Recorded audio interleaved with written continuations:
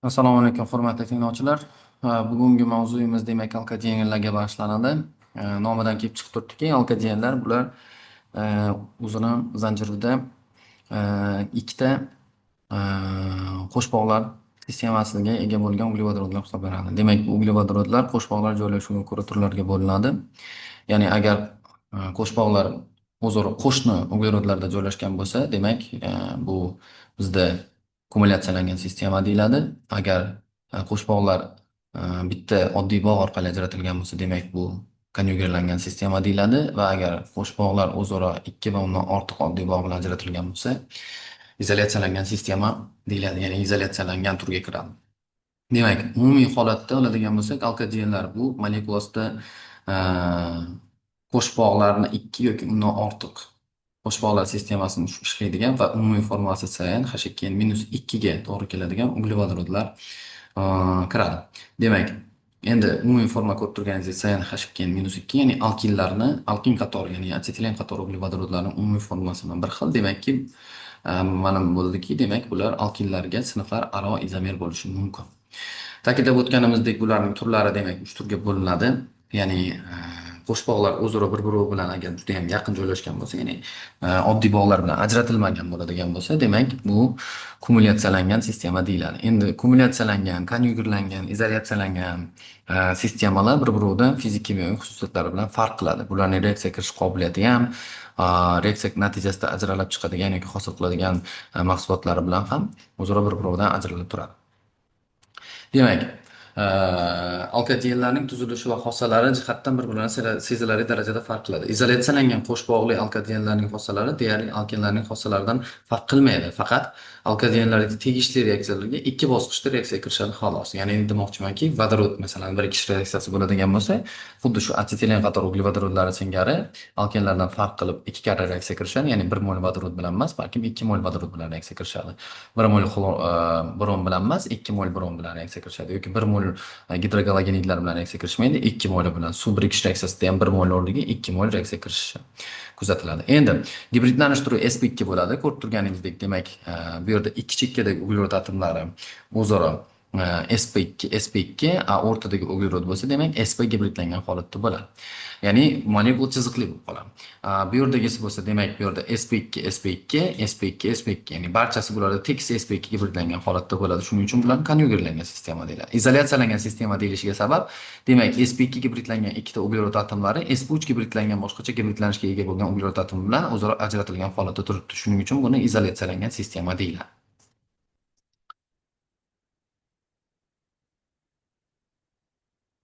Demak, alkogenlarning izomeriyasi va nomenklaturasi. Ko'rib turganingizdek, demak, diyen uglevodorodlarda ham, ya'ni ikkita yoki undan ortiq qo'shbog' ishlaydigan uglevodorodlarda ham, demak, uglerod skeleti izomeriyasi, ya'ni tarmoqlanish izomeriyasi deymiz. Ko'rib turganingizdek, bu yerda demak pentadiyen 1,3 keltirilgan va pentadiyen 1,3 bu yerda chiziqli, ya'ni tarmoqlanmagan. Uglerodlar hammasi ketma-ket, demak, bu yerda bitta ikkita birlamchi va qolganlari ikkilamchi uglerod atomlari va bu yerda ko'rib turganingizdek, demak, ikkita qo'shbog' o'zaro bir-biri bilan ajratilgan holatda, ya'ni konjugerlangan sistema. Demak, nomerlash bizda demak o'ng tarafdan boshlanadi. Har doimgidek qo'shbog' qaysi tarafga yaqin bo'lsa, o'sha tarafdan nomerlanadi. Birinchi uglerod, ikkinchi uglerod, uchinchi uglerod, to'rtinchi va beshinchi uglerod. Demak, birinchi va uchinchi ugleroddan keyin qo'shbog' joylashganligi sababli buni pentadiyen 1,3 deb nomlanadi. Endi buni izomeriya, ya'ni tarmoqlangan izomeri mavjud. Demak, 2 metil butadiyen 1,3 deymiz yoki izopren deyiladi. Bundan keyinchalik biz bilamiz, buni polimerlanish natijasida bizda demak mashhur polimerlarimizdan bittasi tabiiy kauchuk hosil bo'ladi. Ko'rib turganingizdek, nomerlash demak har ikkala tarafdan ham nomer qo'yish bir xil kuchga ega. Shuning uchun demak biz endi qo'shbog' aniqlamaydi deymiz va tarmoqlanish qaysi tarafdan yaqin bo'lsa, o'sha tarafdan demak nomerlashni boshlashimiz kerak bo'ladi. Ko'rib turganingizdek, metil guruhi o'rinbosar demak bizda chap tarafdagi uglerod tarafga yaqinroq joylashgan. O'shaning uchun biz nomerlashni demak chap tarafdan boshlaymiz. Birinchi, ikkinchi, uchinchi, to'rtinchi uglerod. Demakki, ikkinchi uglerodda o'rinbosar metil guruhi turganligi uchun 2 metil butadiyen 1,3 deyilishiga sabab birinchi va uchinchi ugleroddan keyin qo'shbog' turganligi sababli butadiyen 1,3 deyiladi. Endi bularda ham qo'shbog' ko'chish izomeriyasi kuzatiladi. Xuddiki boshqa to'ymagan uglevodorodlarda bo'lgani singari, bular demak konjugerlangan sistemadan kumulyativ sistemadan izolyatsiyalangan sistemaga o'tishi mumkin va bular o'zaro izomer moddalar hisoblanadi. Izomerni demak qo'shbog' holatini o'zgarish izomeri hisoblanadi. Demak, Diyen uglevodorodlarda xuddiki e, to'yinmagan uglevodorodlarni alkenlar qatori kabi, demak, cis trans izomeriya kuzatiladi. Sababki bularda qo'sh bog', agar uch bog' bo'lganda bo'lmasdi. Demak, bularda qo'sh bog' bo'lganligi sababli va gibridlanish sp2 holatda bo'lganligi sababli bularda fazoda o'sha o'rinbosarlarning erkin aylanishiga to'sqinlik bo'ladi. Shuning uchun bularda cis trans izomeriya kuzatiladi. Xususan, cis pentadiyen 1-3 ni ko'ryapsiz. Bu yerda demak, etilen, ya'ni vinil gruppa vodorod o'zaro bir-biri bilan bir xil yo'nalishda o'zini yo'nalishini saqlaydi, ya'ni fazodagi holatini saqlaydi. Faqatgina metil va vodorod o'rinbosarlari demak o'zini holatini fazoda o'zgartiradi va shuning uchun buni biz demak ikkinchisini trans holat deymiz, ya'ni ikkita bir xil bo'lgan o'rinbosarlar turli fazon turli tarafida joylashib qolgan. Bu yoqda bo'lsa bir xil tarafda joylashgan, shuning uchun cis pentadian 1-3 va trans pentadian 1-3 nomi bilan yuritiladi.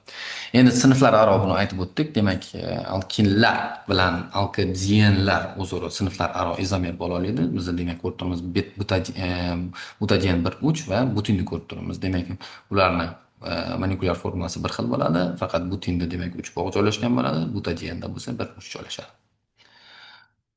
Demak, alkadeniyalarning nomini shakllantirishda qo'sh bog'lar boshlangan tarafdan uglerod atomlari raqamlanadi, aytib o'tganimizdek, va oxirida dien qo'shimchasi keltirib o'tiladi. Demak, sizga struktura formulasi keltirilgan. Nomerlash demak bizda 1, 2, 3, 4, 5, 6. Demak, 2 da etil turgan, ikkinchi uglerodda etil turgan, heksadien 1, 3 keltirilgan ekan. Demak, biz buni bu yoqdan nomlay olmaymiz. Sababiki qo'sh bog', har ikkala qo'sh bog' demak bitta zanjirda joylashishi kerak. O'shaning uchun biz bu yoqdan nomerlay olmaymiz va bu yoqdan faqatgina buni nomerlab qo'ya olmaymiz. Demak, chap tarafdan boshlab nomerlaymiz va vakantlarni joylashtirib chiqamiz.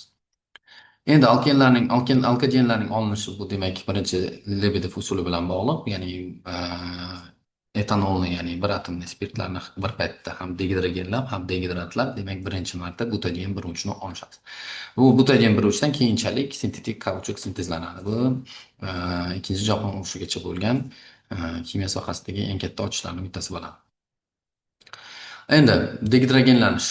Demak, butanni degidrogenlash usuli bilan butadiyen 1-3 ni olishimiz mumkin. Butadiyen 1-3 sintetik kauchukning sintezida muhim ahamiyatga ega. Buni biz yuqorida ta'kidlab o'tdik. Izoprendan bo'lsa biz tabiiy kauchukni olishimiz mumkin. Faqat izoprenni olish anchayin mushkul hisoblanadi. Tabiiy manbalardan olish anchayin qulay, lekin tabiiy manbalar yetarli emas. Fizik xossalari demak butadiyen 1-3 gaz holatda bo'ladi, 2-metil butadiyen 1-3 izopren uchuvchan gaz holat, uchuvchan gaz. Endi kimyo xossalariga to'xtaladigan bo'lsak, xuddiki shu alkinlar, alkinlar, alkadienlar, alkinlar bularning hammasi bir xil birikish reaksiyasiga kirishadi. Faqatgina endi bularda dien bo'lganligi uchun qo'shbog'lar joylashishi qandayligiga qarab turib, demak, hosil bo'ladigan mahsulotlar belgilanadi. 1-4, 1-2, 1-2 birikish, 1-4 birikish keltirilgan. Ya'ni agar 1-4 birikish bo'ladigan bo'lsa, qo'shbog' o'rtaga ko'chadi. Agar 1-2 chekkadagi 3-4 birikish bo'ladigan bo'lsa, demak, bu yerda bizda bitta qo'shbog' o'zining joyini saqlab qoladi. Demak, polimerlanish reaksiyasi ta'kidlab o'tganimizdek, demak, diyen qator uglevodorodlari ham alkin qator uglevodorodlar singari polimerlanadi. Polimerlanganda, demak, bizda butadiyen 1-3 dan sintetik kauchuk, butadiyen kauchukni sintez qilishimiz mumkin. Kauchuklar deb diyen uglevodorodlari va ularning hosilalarini polimerlanish mahsulotiga aytiladi. Tabiiy kauchuk, misol uchun, izoprendan hosil bo'ladi. Tabiiy, natural, masalan, kauchuk beruvchi o'simliklarning sutli shirasi lateksdan olinadi. Bu Geveya daraxti, ya'ni Braziliyada va Shimoliy Amerika, Janubiy Amerikada o'sadigan daraxt Geveya givauladan olinadi. Ularda daraxtning tanasida, demak, maxsus suyuqlik ajralib chiqadi. Geveya bu kauchu o'zi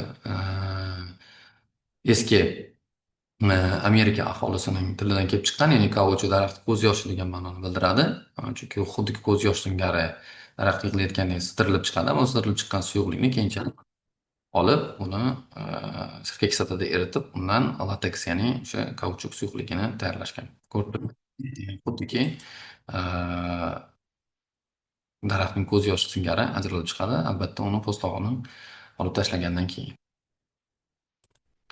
Demak, tabiiy kauchukning kimyoviy tarkibi shu 19 asrning ikkinchi yarmida ma'lum bo'lgan va keyinchalik buni sintetik usulda sintezlashga juda ko'p urinishlar bo'lgan.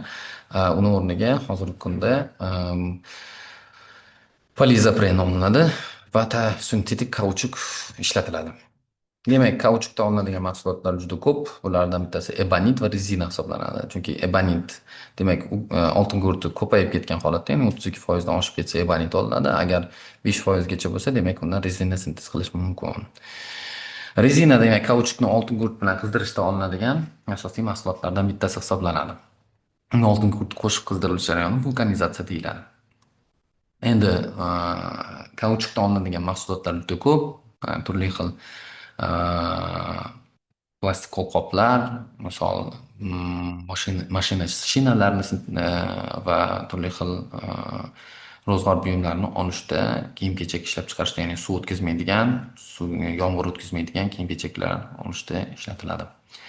Demak, oltin miqdorining oshishi massaning qattiq holatga o'tishiga, ya'ni qotib qolishiga olib keladi, lekin uning ishlatilish sohasi kengayadi, xususan chirimaydigan trubalar sintez qilishda ishlatiladi. Shu bilan bugungi mavzuimiz o'zini yakuniga yetdi. Hammaga rahmat. Sog' bo'lasiz.